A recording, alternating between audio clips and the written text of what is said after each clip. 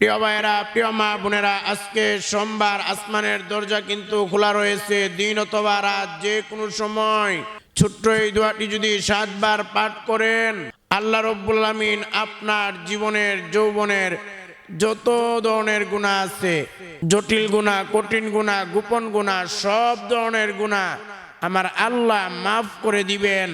সুবহানাল্লাহ, সুবহানাল্লাহ।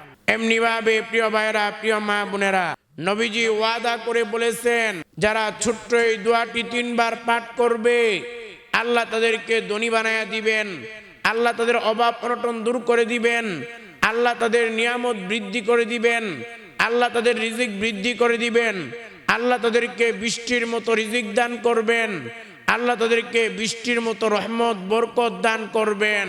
সুবহানাল্লাহ, সুবহানাল্লাহ। এমনি ভাবে প্রিয় ভাইয়েরা, প্রিয় মা বোনেরা, শেষে আমি আপনাদেরকে ইসমে আজমের দোয়া একবার পড়ায়া দিব। যেই ইসমে আজমের ব্যাপারে আমার নবীজি আল্লাহর কসম করে বলেছেন, যদি কেউ ইসমে আজমের দোয়া একবার পড়ে আল্লাহর কাছে দোয়া করে, আমার আল্লাহ ওই দোয়া খালি ফিরিয়ে দিবেন না, অবশ্যই কবুল করবেন এবং তার মনের আশা বাসনাগুলো আল্লাহ পূরণ করে দিবেন। নবীজি আল্লাহর কসম করে এই কথাগুলো বলেছেন। সুবহানাল্লাহ। প্রিয় ভাইয়েরা, প্রিয় মা বোনেরা, আজকের এই বয়ানটি শুরু থেকে শেষ পর্যন্ত শুনবেন এবং আমি যেভাবে যে নিয়মে আমলগুলো বলে দিব, আপনারা আমার সঙ্গে আমলগুলো করে নিবেন। প্রিয় ভাইয়েরা, প্রিয় মা বোনেরা, ভালো করে মনে রাখবেন, এই আমলগুলো যদি আপনারা সঠিক নিয়মে সঠিকভাবে করেন, দোয়াগুলো পড়েন, তাহলে আল্লাহ রব্বুল আমিন আপনার হাতের গুনাহ, পায়ের গুনাহ, চোখের গুনাহ, কানের গুনাহ, অন্তরের গুনাহ, সগীরা গুনাহ, কবিরা গুনাহ, শিরিক গুনাহ, বেদাত গুনাহ, জটিল গুনাহ, কঠিন গুনাহ, সব ধরনের গুনাহ আমার আল্লাহ ধুয়ে মুছে পরিষ্কার করে আপনাকে নিষ্পাপ বেগুনা মাসুম বানায়া দিবেন। সুবহানাল্লাহ। এবং আল্লাহ খুশি হয়ে আপনাকে জান্নাত দান করবেন। প্রিয় ভাইয়েরা, প্রিয় মা বোনেরা, ভালো করে মনে রাখবেন, আজকে সোমবার, আসমানের দরজা খোলা রয়েছে। তামাম পৃথিবীর মুমিন মুসলমানের আমল নামাগুলো আজকে আল্লাহর দরবারে পেশ করা হবে। আপনার আমল নামা, আমার আমল নামা, আমাদের সকলের আমল নামা আল্লাহর দরবারে পেশ করা হবে। আপনি আমি যদি এই আমলগুলো আজকে করি, এই আমলগুলো আল্লাহর দরবারে পেশ করা হবে। আমার আল্লাহ খুশি হয়ে আমাকে আপনাকে জান্নাত দান করবেন। সুবহানাল্লাহ। প্রিয় ভাইয়েরা, প্রিয় মা বোনেরা, এই সোমবারের গুরুত্ব কেমন, ফজিলত কেমন, প্রিয় ভাইয়েরা, প্রিয় মা বোনেরা, ভালো করে মনে রাখবেন, এই সোমবারে আসমানের দরজা খোলা থাকে। তামাম পৃথিবীর মুমিন মুসলমানের আমল নামা আল্লাহর দরবারে পেশ করা হয়। একদিন সাহাবায়ে কেরাম আমাদের কলিজার টুকরা পেয়ারা নবী সাল্লাল্লাহু আলাইহি ওয়াসাল্লামকে জিজ্ঞেস করলেন, ওগো নবীজি, আপনি সপ্তাহের 2 দিন সোমবার এবং বৃহস্পতিবারের জন্য অপেক্ষা করেন এবং আপনি সোমবার এবং বৃহস্পতিবার এই 2 দিন আপনি রোজা রাখেন। ও নবী, কেন আপনি এই 2 দিনের জন্য অপেক্ষা করেন? আর কেন এইবার সোমবার আর বৃহস্পতিবার এই 2 দিনে আপনি রোজা রাখেন? আমার নবী ডাকদা বলে, এ আমার সাহাবীরা, শুনো শুনো, সোমবার এবং বৃহস্পতিবার আসমানের দরজা খোলা থাকে। তামাম পৃথিবীর মুমিন মুসলমানের আমল নামাগুলো আল্লাহর দরবারে পেশ করা হয়। এই জন্য আমি নবী সোমবার এবং বৃহস্পতিবারের জন্য অপেক্ষা করি, যাতে করে এই সোমবার এবং বৃহস্পতিবার আমি রোজা রাখতে পারি, যেন আল্লাহর আদালতে, আল্লাহর দরবারে রোজা অবস্থায় আমার আমল নামা পেশ করা হয়। সুবহানাল্লাহ। প্রিয় ভাইয়েরা, প্রিয় মা বোনেরা, এই জন্য মনে রাখবেন, আজকে সোমবার, আসমানের দরজা খোলা। আপনার আমল নামা, আমার আমল নামা, আমাদের সকলের আমল নামা আজকে আল্লাহর দরবারে পেশ করা হবে। এই জন্য এই আমলগুলো করলে আল্লাহ খুশি হয়ে যাবে। প্রিয় ভাইয়েরা, প্রিয় মা বোনেরা, ভালো করে মনে রাখবেন, এই সোমবার কার জীবনের শেষ দিন হয়ে যায় বলা যায় না। কে দুনিয়া থেকে বিদায় হয়ে যায়, কার মরণের ডাক চলে আসে, কে মরা লাশ হয়ে যায় আজকে বলা যায় না। গত সোমবারে কত মানুষ দুনিয়াতে ছিল, এই সোমবারে তারা দুনিয়াতে নাই। 3.5 হাত মাটির নিচে অন্ধকার কবরের দেশে ইতিমের মতো খালি হাতে একা একা শায়িত আছে। এই জন্য প্রিয় ভাইয়েরা, প্রিয় মা বোনেরা, ভালো করে মনে রাখবেন, মরণের কোনো গ্যারান্টি নাই। মরণ যে কোনো সময় আজরাইল হাজির হতে পারে, আমাদের মৃত্যু হয়ে যাইতে পারে। প্রিয় ভাইয়েরা, প্রিয় মা বোনেরা, কত মানুষ সকালবেলা বাড়ি থেকে বেরোয়, জোহরের সময় তার মরা লাশটা তার বাড়িতে ফিরে আসে। কত মানুষ জোহরের সময় বাড়ি থেকে বের হয়, বিকালবেলা তার মরা লাশটা তার বাড়িতে ফিরে আসে। কত মানুষ বিকালবেলা বাড়ি থেকে বের হয়, রাতের বেলা তার মরা লাশটা তার বাড়িতে ফিরে আসে। কত মানুষ রাতের বেলা ঘুমায়, আর তার ঘুম ভাঙ্গে না, ঘুমের মধ্যেই মারা যায়। সকালবেলা তার রুম থেকে তার মরা লাশটা বের করা হয়। এই জন্য মনে রাখবেন, যে কোনো সময় আমাদের আজরাইল হাজির হতে পারে, মরণের কোনো গ্যারান্টি নাই। যে কোনো সময় আজরাইল হাজির হতে পারে। প্রিয় ভাইয়েরা, প্রিয় মা বোনেরা, একটু চিন্তা করে দেখেন, আজরাইল যদি হাজির হয়, আমাদের রূহটা কবজ করে ফেলে, রূহ কবজ করার সঙ্গে সঙ্গে আমরা মরা লাশ হয়ে যাব। একটু চিন্তা করে দেখেন, মরা লাশ হওয়ার পরে আমাদের বাড়িগুলো আমাদের পর হয়ে যাবে, আমাদের টাকা পয়সা আমাদের পর হয়ে যাবে, আমাদের দ্বন্দ্বলত আমাদের পর হয়ে যাবে, আমাদের আপনজন আমাদের পর হয়ে যাবে। এই জন্য মনে রাখবেন, মারা যাওয়ার পরে, মরা লাশ হওয়ার পরে দুনিয়ার কোনো কিছু আমার আপনার আপন থাকবে না। একটু চিন্তা করে দেখেন, আপনি এই মুহূর্তে মারা গেছেন, মারা যাওয়ার পরে দেখবেন কেউ চলে গেছে কাফনের দোকানে কাফনের কাপড় কেনার জন্যে, আবার কেউ চলে গেছে বাঁশ ঝাড়ে বাঁশ কাটার জন্যে, আবার কেউ চলে গেছে কবরে কবর খনন করার জন্যে। আপনজনেরা মিলে জীবনের শেষ গোসল করাইয়া, সাদা কাফনের কাফন পরাইয়া, জানাজার নামাজ পড়াইয়া আপনজনেরা মিলে আমাদেরকে কবরস্থ করবে। ওই কবরে কেউ থাকবে না, কেউ থাকবে না। একটু চিন্তা করে দেখেন, সকলে কবর দিয়ে সকলে চলে আসবে, কেউ কবরে থাকবে না। প্রিয় ভাইয়েরা, প্রিয় মা বোনেরা, ভালো করে মনে রাখবেন, আমরা যে গুনার বোঝা মাথায় নিয়ে ঘুরতেছি, এই গুনার বোঝা নিয়ে কবরের মধ্যে গেলে খবর খবর হয়ে যাবি। এই জন্য প্রিয় ভাইয়েরা, আজকে এই আমলগুলো করেন, তাহলে আপনার গুনার বোঝাটা ধ্বংস হয়ে যাবে।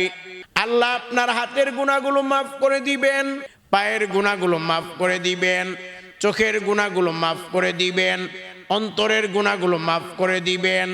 এবং আপনি যদি নিষ্পাপ হয়ে এই আমলগুলো করে আজকে মারা যান, অথবা আপনি মারা যান, তাহলে মনে রাখবেন, আমার আল্লাহ ফেরেশতাদেরকে ডেকে ডেকে বলবে, এ ফেরেশতারা, আমার এই বান্দা নেককার বান্দা, আমার এই বান্দার কবরে জান্নাতের বিছানা বিছায়া দে, আমার এই বান্দারে জান্নাতের পোশাক পরায়া দে, আমার এই বান্দার কবরের সঙ্গে জান্নাতের কানেকশন করে দাও। সুবহানাল্লাহ। এই জন্য প্রিয় ভাইয়েরা, প্রিয় মা বোনেরা, এই বয়ান, এই আমলগুলো অবশ্যই আমার সঙ্গে করবেন। আমি যেভাবে বলে দিব, যে নিয়মে বলে দিব, আপনারা আমার সঙ্গে আমলগুলো করে নিবেন।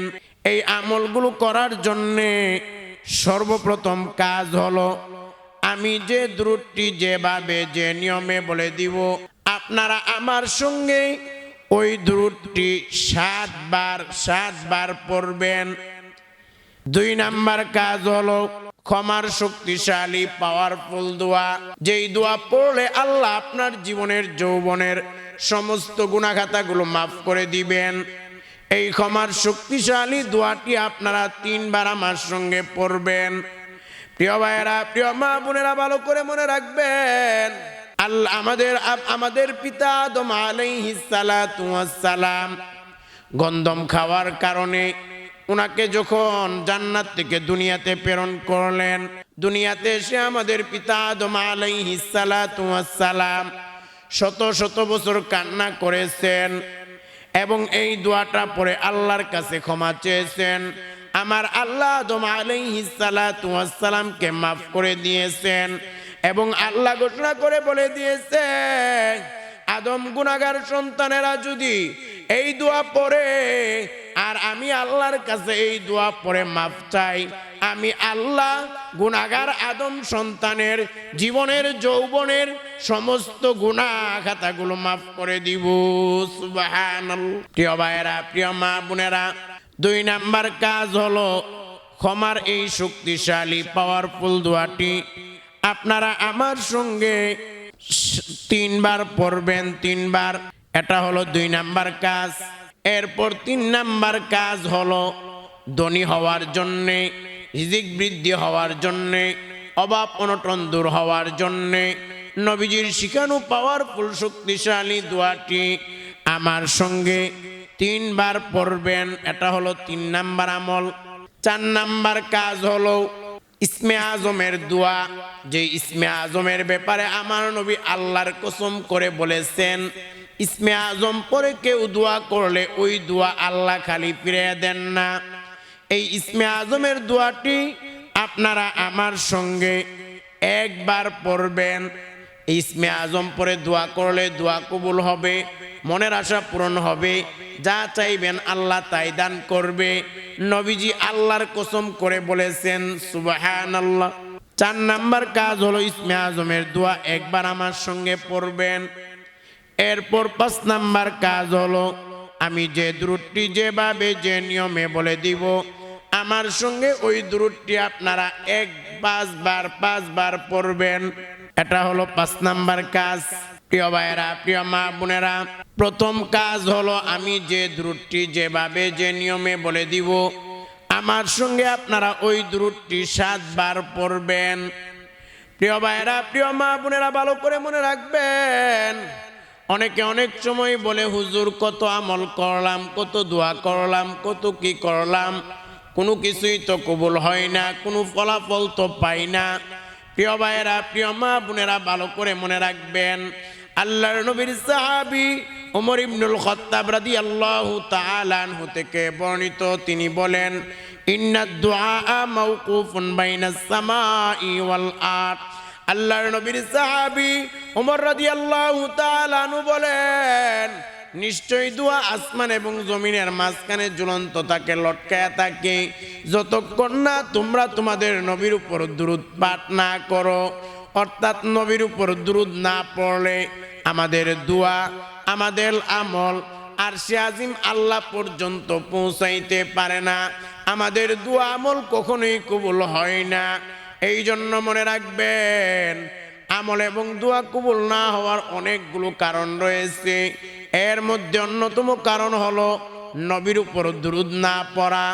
এই জন্য বেশি বেশি করে নবীর উপর দুরূদ পড়বেন। এমনি ভাবে আমাদের কলিজার টুকরা পেয়ারা নবী সাল্লাল্লাহু আলাইহি ওয়াসাল্লাম বলেন, যে যখন কেউ দুরূদ পাঠ করে ওই দুরূদগুলো ফেরেশতারা নবীর রওজায় নবীর কাছে পৌঁছায়া দেয়। ফেরেশতারা নবীকে গিয়ে বলে, ওগো নবীজি, বাংলাদেশ থেকে উমুকের ছেলে উমুক আপনার প্রতি এতবার দুরূদ পড়েছে। আমার নবী শুনে বড় আনন্দিত হয়ে যায়, বড় খুশি হয়ে যায়। এমনি ভাবে আমাদের নবী বলেন, যে ব্যক্তি একবার আমি নবীর উপর দুরূদ পড়বে আল্লাহ তাকে 10টা রহমত দান করবেন, 10টা মর্যাদা বৃদ্ধি করে দিবেন, 10টা গুনাহ মাফ করে দিবেন, 10টা নেকি আমল নামাই আল্লাহ দান করে দিবেন। সুবহানাল্লাহ। প্রিয় ভাইয়েরা, প্রিয় মা বোনেরা, এই জন্য বেশি বেশি করে দুরূদ পড়বেন, দুরূদের আমল করবেন। এখন আপনারা আমার সঙ্গে আমি যে দুরূদটি পড়ব, প্রথম কাজ হলো ওই দুরূদটি আমার সঙ্গে আপনারা 7 বার পড়বেন।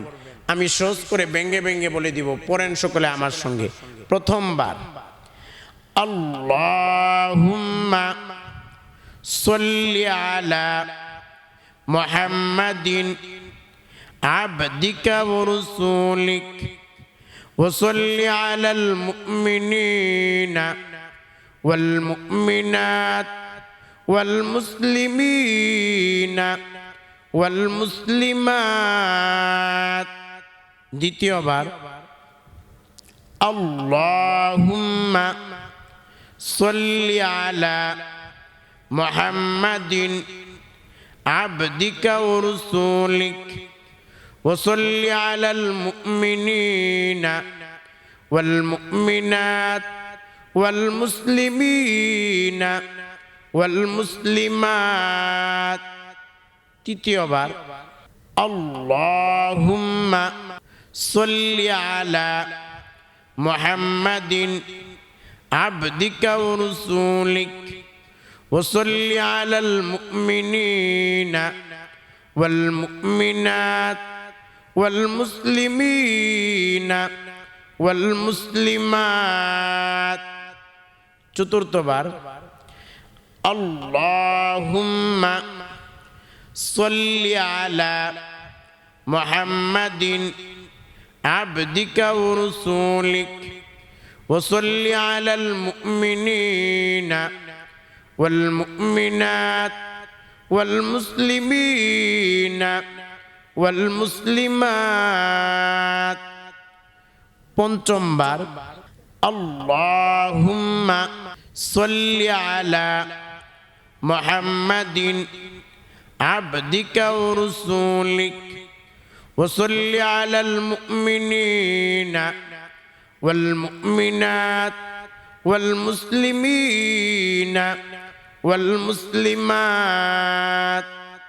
ষষ্ঠবার আল্লাহুম্মা সাল্লি আলা মুহাম্মাদিন আবদিকা ওয়া রাসূলিক ওয়া সাল্লি আলাল মুমিনিনা ওয়াল মুমিনাত ওয়াল মুসলিমিনা ওয়াল মুসলিমাত।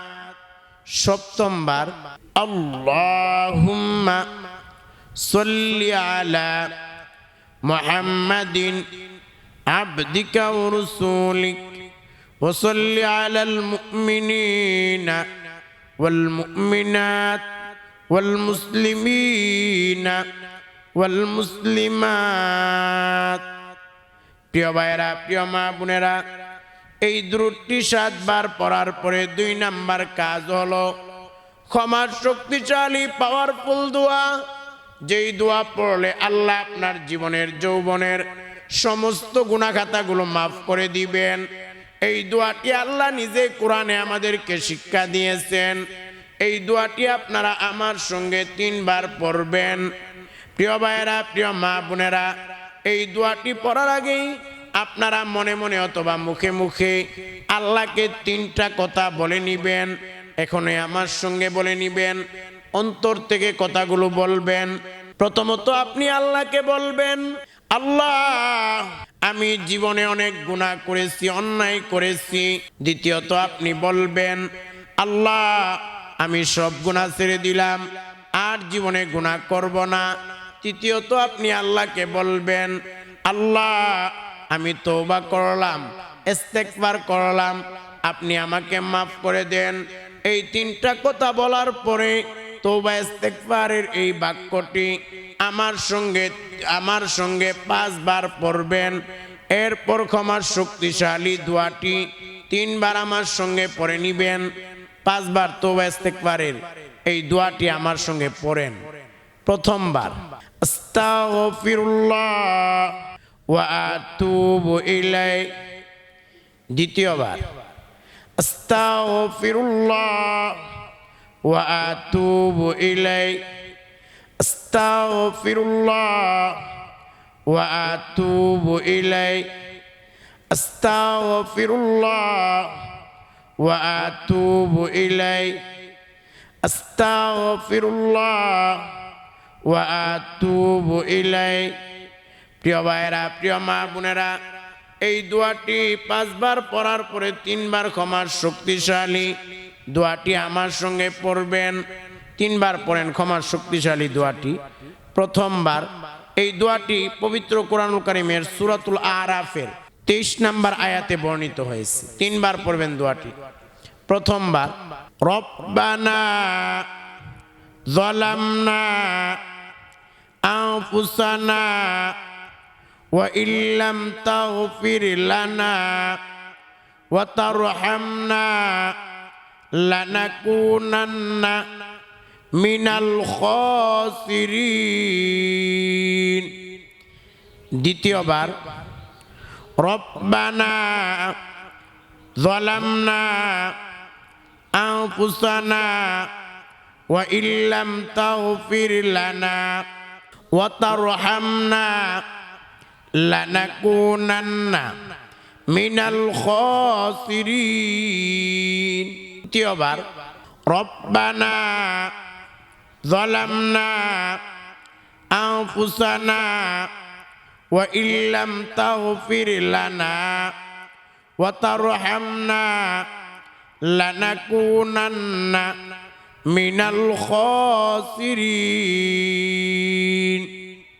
প্রিয় ভাইয়েরা, প্রিয় মা বোনেরা, এই দোয়াটি 3 বার পড়ার পরে 2 নাম্বার কাজ হলো, প্রিয় ভাইয়েরা, প্রিয় মা বোনেরা, 2 নাম্বার কাজ হলো ধনী হওয়ার জন্যে, রিজিক বৃদ্ধি হওয়ার জন্যে, অভাব অনটন দূর হওয়ার জন্যে নবীজির শিখানো শক্তিশালী দোয়াটি আমার সঙ্গে 3 বার পড়বেন। এটা হলো 3 নাম্বার কাজ। 3 বার পড়বেন ধনী হওয়ার দোয়াটি, রিজিক বৃদ্ধি হওয়ার দোয়াটি। প্রথমবার আল্লাহুম্মা কফিনি বিহালালিকা আন হারামিকা ওয়া আগনিনি বিফদলিকা আম্মান সিওয়াক। দ্বিতীয়বার আল্লাহুম্মা কফিনি বিহালালিকা আন হারামিকা ওয়া আগনিনি বিফদলিকা আম্মান সিওয়াক। তৃতীয়বার আল্লাহুম্মা কফিনি বিহালালিকা আন হারামিকা ওয়া আগনিনি বিফদলিকা আম্মান সিওয়াক। প্রিয় ভাইরা, প্রিয় মা বোনেরা, এই দোয়াটি 3 বার পড়ার পরে 4 নাম্বার কাজ হলো ইসমে আজমের দোয়া। যেই দোয়া পড়লে আল্লাহ রব্বুল আলামিন নবীজি যেই দোয়ার ব্যাপারে আল্লাহর কসম করে বলেছেন, এই ইসমে আজমের দোয়া যদি কেউ একবার পড়ে আর আল্লাহর কাছে দোয়া করে, আমার আল্লাহ ওই দোয়া খালি ফিরে দিবেন না, অবশ্যই অবশ্যই কবুল করে নিবেন। এই ইসমে আজমের দোয়াটি একবার আমার সঙ্গে পড়েন আপনারা। আল্লাহুম্মা ইন্নী আসআলুকা বিআন্নী আশহাদু আন্নাকা আনতাল্লাহু লা ইলাহা ইল্লা আনতা আল আহাদুস সামাদুল্লাযী লাম ইয়ালিদ ওয়া লাম ইউলাদ ওয়া লাম ইয়াকুল লাহু কুফুয়ান আহাদ। প্রিয় ভাইরা, প্রিয় মা বোনেরা, ইসমে আজমের দোয়াটি একবার পড়ার পরে 5 নাম্বার কাজ হলো আমি যে দুরূদটি যেভাবে যে নিয়মে বলে দিব, আমার সঙ্গে ওই দুরূদটি আপনারা 5 বার পড়বেন। 5 বার আমার সঙ্গে এই দুরূদটি পড়েন। প্রথমবার আল্লাহুম্মা সাল্লি আলা মুহাম্মাদ। দ্বিতীয়বার আল্লাহুম্মা সাল্লি আলা মুহাম্মাদ। তৃতীয়বার আল্লাহুম্মা সাল্লি আলা মুহাম্মাদ। চতুর্থবার আল্লাহুম্মা সাল্লি আলা মুহাম্মাদ। পঞ্চমবার আল্লাহুম্মা সাল্লি আলা মুহাম্মাদ। প্রিয় ভাইয়েরা, প্রিয় মা বোনেরা, এই আমলগুলো করার পরে দুইটা হাত তুলে চোখের পানি ছেড়ে দিয়ে কান্না করে করে আল্লাহর কাছে দোয়া করবেন। কারণ এই আমলগুলো করার পরেই আমার আল্লাহ আপনাকে খালি হাতে ফিরিয়ে দিবেন না, অবশ্যই অবশ্যই আপনার দোয়া কবুল করে নিবেন। সুবহানাল্লাহ।